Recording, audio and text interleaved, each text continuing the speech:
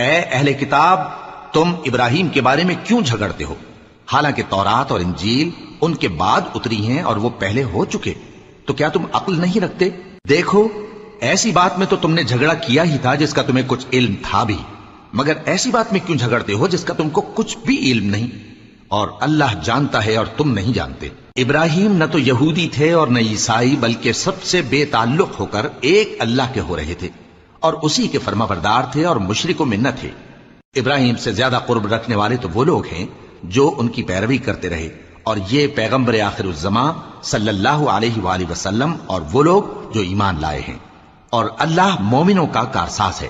اے اہل اسلام، بعض اہل کتاب اس بات کی خواہش رکھتے ہیں کہ کسی طرح تم کو گمراہ کر دیں، حالانکہ یہ تم کو کیا گمراہ کریں گے، اپنے آپ کو ہی گمراہ کر رہے ہیں اور نہیں جانتے۔